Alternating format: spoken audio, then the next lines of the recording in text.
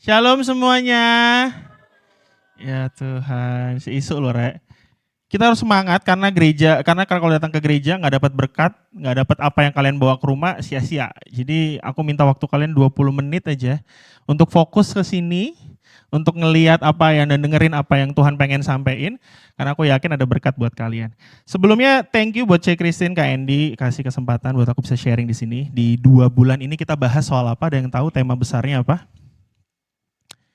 Living the fruitful life. Terima kasih sudah ingat. Ya, hidup yang lebih keras hidup yang berbuah. Di dalamnya kita bahas bahasa roh, buah roh. Ada berapa?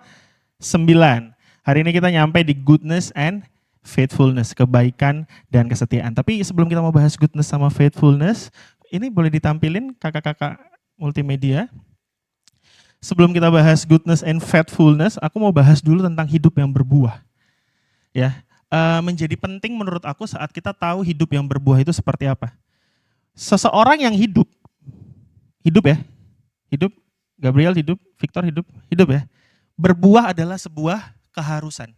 Tak ulangin. Bagi seseorang yang hidup, berbuah itu adalah sebuah keharusan. Ngomong-ngomong soal buah, aku bawa buah apa nih? Jeruk.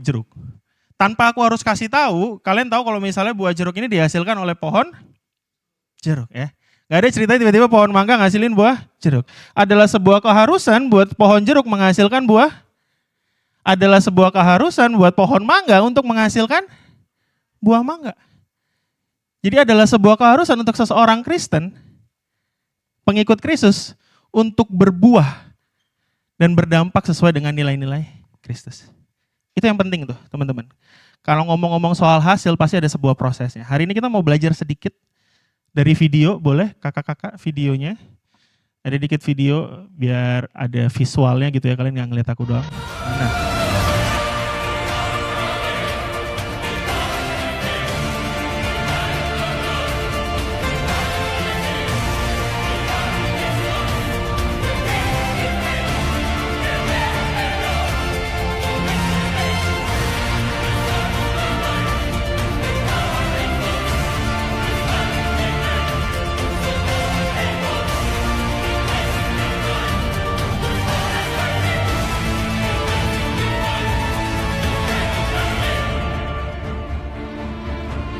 Oke, udah nggak apa-apa, nggak usah sampai heboh, situ aja. Oke, boleh balik lagi ke PPT. Teman-teman, waktu pertama kali benih itu ditaruh, yang pertama kali tumbuh apa? Ada yang bisa jawab? Apa? Akar, benar. Buah tuh hasilnya. Proses awalnya adalah akar. Jadi kalau kalian mau hidup yang berbuah, pertama kali yang harus kalian kerjakan adalah kalian punya akar. Kalian punya akar yang benar. In fact, semua sumber utama tanaman itu ada di tanah. Kalau nggak ada akarnya nggak bisa dapat nutrisi. Sumber utama, kalian googling deh, sumber utama dari tanaman itu adanya di tanah. Jadi paling penting untuk kita punya yang namanya akar. Jadi ini teman-teman, kalau misalnya next, hidup yang berbuah itu soal mengakar, soal tumbuh di dalam, teman-teman. Ini bukan tentang batang yang gede, ini bukan tentang seberapa lama kalian ada di gereja, bukan. Ini bukan soal itu dulu. Ini bukan soal tentang seberapa banyak ranting yang kalian punya, seberapa banyak pelayanan yang kalian dipercayakan sama kalian. Ini bukan tentang daun yang megah, bukan tentang seberapa famous kalian di gereja, bukan. Bukan tentang seberapa berpengaruh kalian di gereja, tapi ini tentang gimana kalian punya hubungan pribadi dan mengakar dalam Tuhan. Jadi proses berbuah itu adalah proses di mana kalian punya akar dulu, jangan mikirin buahnya, jangan mikirin hebohnya, jangan mikirin buah jeruknya. Tapi mikirin gimana caranya kalian punya hubungan pribadi dulu sama Tuhan. Hubungan pribadi dengan Tuhan yang tidak terlihat. Teman-teman, kalau misalnya akar bisa dilihat dari tanaman, bisa dilihat akarnya? Enggak. Karena yang paling penting itu bukan yang terlihat. Bukan tentang aku sekarang nih dilihat, Kak Matthew di sini, bukan. Ini tentang hubungan aku sama Tuhan di kamar. Hubunganku sama Tuhan di tempat tertutup. Hubunganku yang sama Tuhan yang Evo nggak tahu. Hubunganku sama Tuhan yang kalian nggak tahu tentang hubunganku sama Tuhan kayak gimana. Saat itu kalian punya akar yang benar, saat itu kalian akan berbuah dengan sendirinya. Karena kalau kalian cuma punya batang, kalian cuma punya ranting, kalian cuma punya daun, kena angin sedikit kalian bakal jatuh. Karena kalian nggak punya akar yang benar sama Tuhan. Jadi hari ini sebelum kita bahas goodness and faithfulness, aku pengen kalian tahu kalau misalnya kalian pengen berbuah, hasilnya kalian tahu dulu kalau kalian harus mengakar sama Tuhan. Itu poin pertama.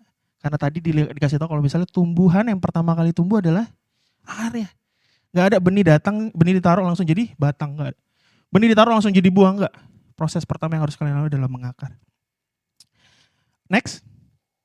Di Yeremia 17 ayat 7 sampai 8, ini menurut bahasa Indonesia sehari-hari, Tuhan ngomong kayak gini. Next. Tetapi orang yang percaya kepada Tuhan dan menaruh harapannya pada Tuhan akan diberkati olehnya. Ini yang menarik nih teman-teman. Ia seperti pohon yang tumbuh di tepi sungai, yang akarnya menjulur ke air. Pohon itu tidak takut kalau musim panas datang. Gak ada yang ngejamin hidup kalian itu santai-santai ya teman-teman. Tuhan yang nggak ngejamin kalau misalnya badai nggak akan datang, tapi Tuhan jamin kalau misalnya dia bakal ada serta sama kalian. So daunnya selalu hijau, even panas. Tahun kering nggak akan ganggu, karena apa? Ia terus juga menghasilkan buah. Tapi yang pertama kali ada lebih banyak, akarnya menjulur ke air. So pastikan sebelum kita ngomong lebih banyak lagi soal buah-buah roh, pastiin kalian punya hubungan pribadi sama Tuhan yang nggak kelihatan dan intens. That's why relasi itu penting. Yang kedua, kita langsung masuk ke tema subtemanya, ada goodness. Next, nah goodness ini menurut bahasa aslinya itu adalah agatosin. Ya, kebaikan itu jadi satu hal yang kayaknya ya udah sih kayaknya duduk diam nurut sama orang tua kayaknya adalah satu hal yang baik gitu. Iya benar gitu ya. Tapi di sini kalau buah-buah roh ngomong agatosin. Secara apa? Agatosin adalah bukan hanya baik secara apa? Pasif. Help me teman-teman kalau ditanyain. Tapi aktif melakukan hal yang benar dan membangun bagi orang lain. Jadi ini bukan tentang duduk diam dengerin firman pulang, enggak. Tapi ini tentang duduk diam dengerin firman keluar dan kasih dampak buat orang lain. Aku ulangin. Ini bukan tentang duduk diam dengerin firman pulang selesai. Tapi kebaikan yang dibahas di sini adalah diam, datang ke gereja, duduk firman, keluar kasih dampak. Karena itu hasilnya kalian. Saat kalian cuma duduk diam kayak gini, nurut nih diam, gak banyak ngomong, dengerin firman, tapi kalian gak melakukannya, itu bukan agatosin. Itu bukan buah yang pengen orang lain rasain, bukan. Jadi hari ini adalah poinnya, bukan tentang duduk di gereja nih, tapi tentang gimana nanti waktu kalian ada di luar, kalian dampak buat orang lain. Kalian kasih sesuatu yang membangun bagi orang lain. Kalian apa? Kalian lakukan sesuatu yang aktif untuk melakukan hal yang benar.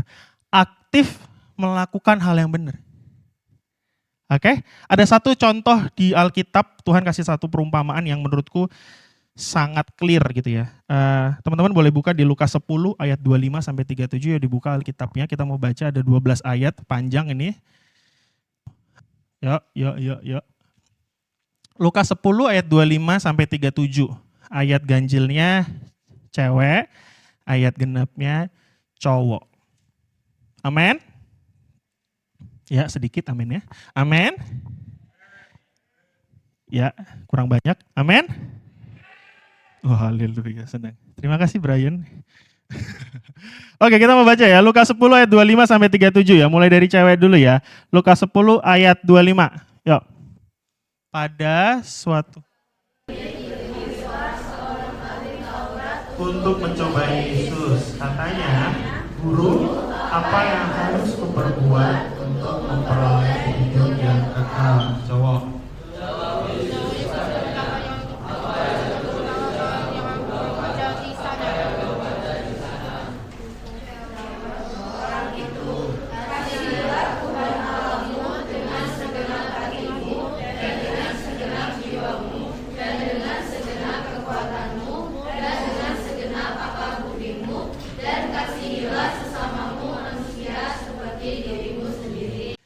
Kata Yesus kepadanya, "Jawabmu itu benar. Perbuatlah demikian maka engkau akan hidup." Ayat 29.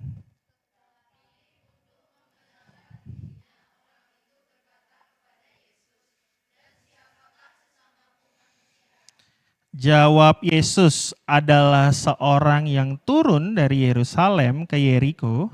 Ia jatuh ke tangan penyamun-penyamun yang bukan saja merampoknya habis-habisan, tetapi yang juga memukulnya, dan yang sesudah itu pergi meninggalkannya setengah mati.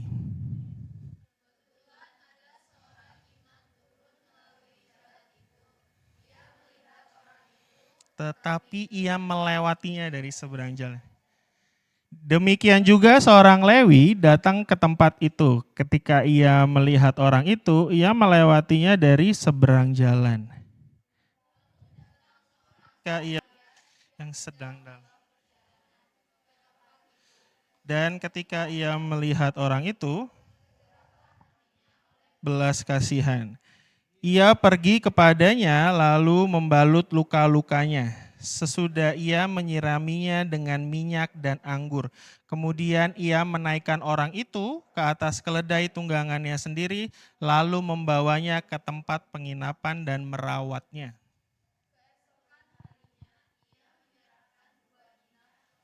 Pemilik penginapan itu katanya,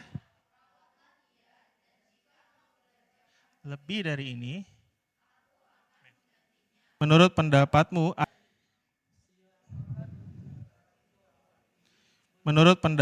adalah sesama manusia dari orang yang jatuh ke tangan penyamun itu.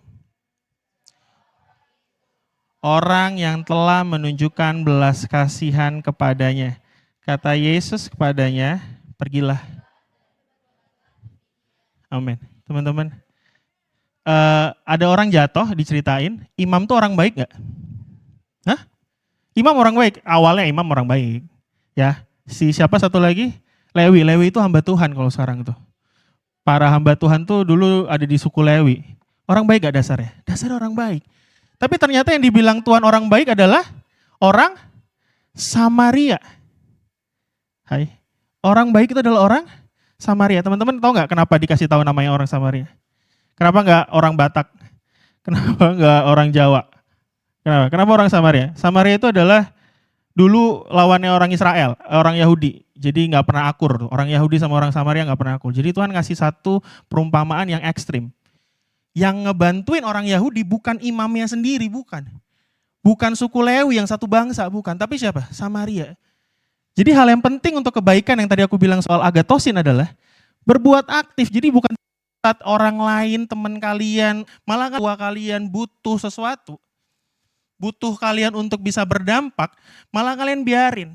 Jadi hari ini kita belajar, Tuhan ngomong, siapapun yang memang kalian yang dibutuhkan, orang lain butuh sama kalian, datang, kasih kebaikan yang aktif. Kasih sesuatu yang bisa membangun bagi mereka. Oke, ini perumpamaan yang simple dan aku percaya goodness itu ada di dalam setiap kita. Jangan ada sesuatu yang pasif, ini bukan tentang kalian ada di gereja saja, bukan, tapi tentang di luar dan berdampak. Orang lain jadi tahu saat ngelihat Randy, oh orang Kristen. Saat orang ngelihat jeruk, pasti pohonnya jeruk. Saat orang ngelihat Randy, dia udah kalian bakal jadi, so kalau misalnya Tuhannya adalah Yesus. Itu yang paling penting tuh soal goodness. Kalian bakal jadi saksi di sana.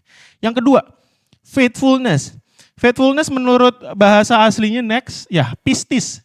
Dapat dipercaya, setia memegang komitmen, bisa diandalkan, tidak berkhianat. Wah ini suami Abel nih. Dapat dipercaya, setia memegang komitmen, bisa diandalkan, semua hal yang rusak bisa dibenerin gitu ya. Tidak berkhianat. Wah ini kan kayaknya indah banget gitu ya, faithfulness ya. Tapi aku mau kasih contoh sesuatu saat aku mikir soal faithfulness, Tuhan, awalnya aku mau ngomong soal Simpson sama Delila, tau ya Simpson ya, bisa ngapa-ngapain dicungkil kedua mata. Gara-gara Delila dipotong rambutnya, akhirnya dia lemes, gak bisa ngapa-ngapain, dicungkil kedua matanya. Tapi Tuhan kasih tahu satu momen di mana Tuhan ngingetin soal Yudas lawan Petrus. Terus, ya, Yudas versus Petrus. Dua-duanya murid Yesus. Ya, dua-duanya murid Yesus, berarti setiap hari mereka ngelihat Tuhan ya nggak sih? Mereka setiap hari, mereka adalah saksi mata, Tuhan itu ngadain mukjizat, bener nggak? Ya nggak sih? Tuhan kemana Yudas ada, Tuhan kemana Petrus ada, bener nggak? Dua-duanya ngelakuin kesalahan yang besar teman-teman. Ngelakuin kesalahan yang menurut aku fatal. Saat itu mungkin yang paling, sini yang antagonis masih Yudas, itu kesalahan yang protagonisnya sih Petrus. Hari ini aku mau bahas soal Yudas. Yudas itu kesalahannya apa? Menyerahkan Yesus untuk disalib. Sepakat ya. Kalian tahu Yudas itu berkhianat, tahu ya? Tahu ya teman-teman ya, terima kasih sudah tahu. Jadi Yudas itu adalah orang yang setiap hari ketemu Yesus tapi nyerahin Yesus.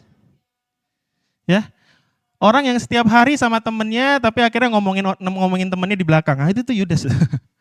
Ya, orang yang kayaknya setiap hari kumpul jajan bareng tapi tetap ngomongin temennya di belakang sama temen yang lain. Nah, itu Yudas. Tapi di sini Yudas menyerahkan Yesus untuk disalib. Setia nggak di awalnya? Setia. Sampai akhirnya dia jatuh. Kita mau baca di Matius 27 itu hukuman mati. Bacain. Pada waktu Yudas yang menyerahkan dia melihat bahwa Yesus telah dijatuhi hukuman mati, menyesallah ia. Lalu ia menyerahkan darah orang yang 30 perak itu kepada imam-imam kepala dan tua-tua dan berkata, aku telah berdosa karena menyerahkan darah orang yang tak bersalah.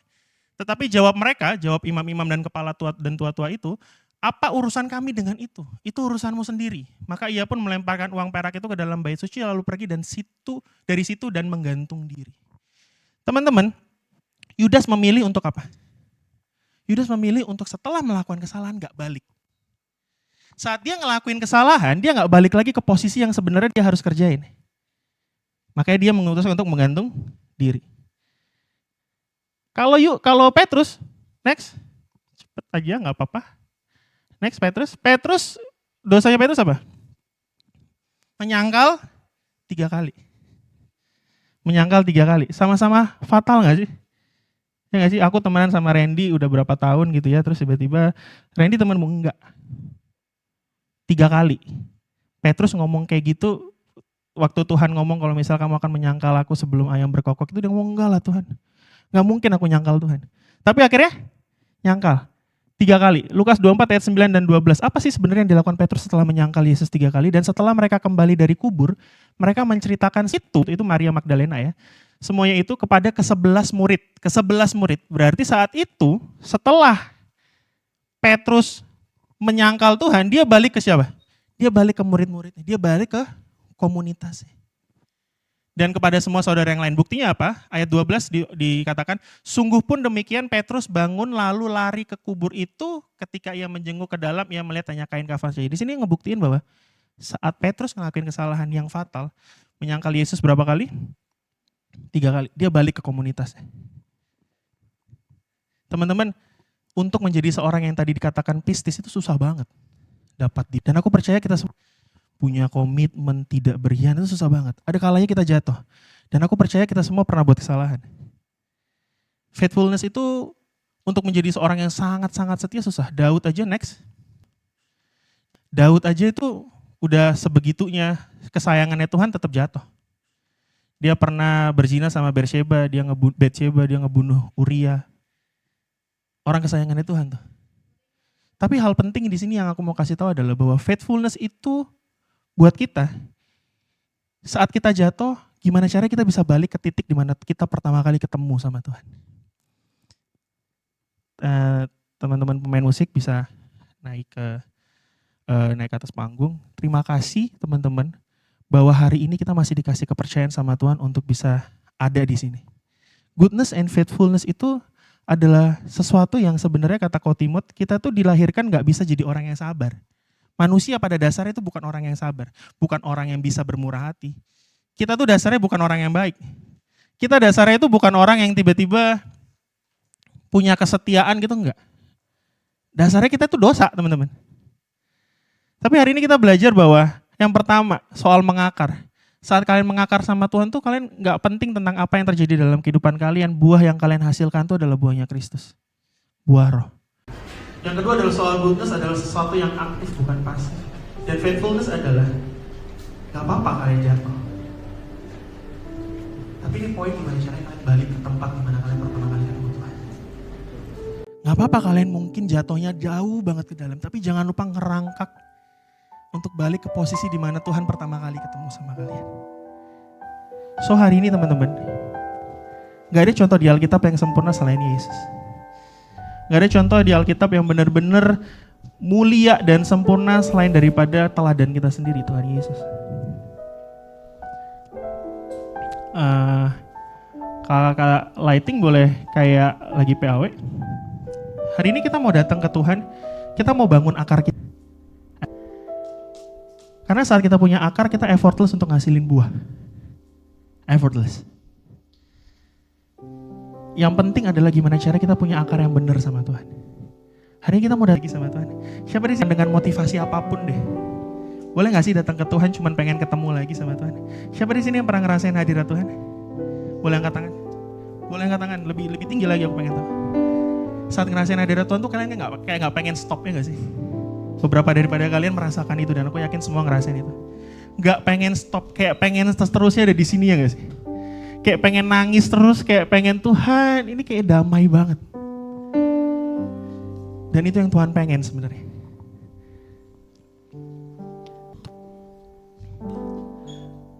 Hari ini kita mau datang ke Tuhan dengan motivasi yang Tuhan pengen ketemu aja deh. Tuhan pengen say hi. Tuhan pengen dipeluk.